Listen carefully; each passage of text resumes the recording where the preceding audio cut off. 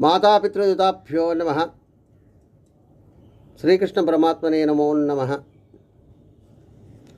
ఆ శ్రీకృష్ణ పరమాత్మ అందరినీ కూడా ఆయు ఆరోగ్య ఐశ్వర్యాలు ఇచ్చి కాపాడాలని కోరుతున్నాం.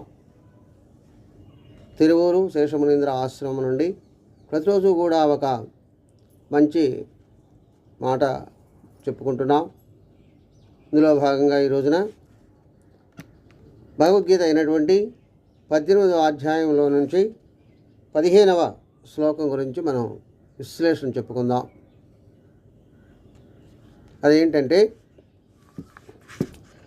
శరీరవాంగ్మనో విర్యత్ కర్మ ప్రారభతే నరః న్యాయం మా విపరీతం మా పంచైతే తస్య హేతవనః అని చెప్పబడుతుంది. అంటే ఇక్కడ ఓ అర్జున, మానవుడు తన యొక్క శరీరంతో కానీ, వాక్కుతో కానీ, మనస్సుతో కానీ ఏ పని చేసినా అది న్యాయమైన అన్యాయమైన ప్రకృతి సిద్ధ సహజ క్రియ అయినా సరే దానికి వెనుకటి శ్లోకంలో చెప్పుకున్నటువంటి 5 అంశాలే కారణాలు అవుతాయి.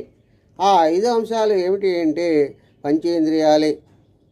అంటే వివరణ ఏమనగా, మనలో ఉన్నటువంటి పంచేంద్రియాలు ఏవైతే ఉన్నాయో కన్ను, ముక్కు, చెవు, నోరు, నాలుక, చర్మము, ఇవి వాటి ఉన్నటువంటి ప్రకృతిలో ఉన్నటువంటి సహజమైనటువంటి అవి ఏదైతే గ్రహిస్తాయో అది మళ్ళా మన యొక్క మనస్సుకి చేర్చి అక్కడ నుంచి ప్రతిఫలించి వాటి ద్వారా ఏ అయితే ఆలోచనలు చేస్తామో ఆ ఆలోచన వస్తు రూపంలో ఆ రూపంలో బయటకు వచ్చి మన చేత ఆ పనిని చేపిస్తాయి.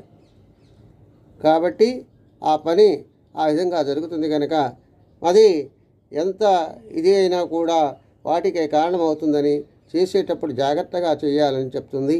తర్వాత ఆచరించి వివేకం కలిగిన వాడు మంచి చెడు ఆలోచించుకొని ఆ పనులు చేసినట్లయితే ఆ పని యొక్క ఫలితము మంచిగా ఉంటుందని చెప్పడం జరుగుతుంది. స్వస్తి. సర్వే జనా సుఖినో భవంతు. ఓం శాంతి శాంతి శాంతి. లైక్ చేయండి, షేర్ చేయండి, కామెంట్ చేయండి.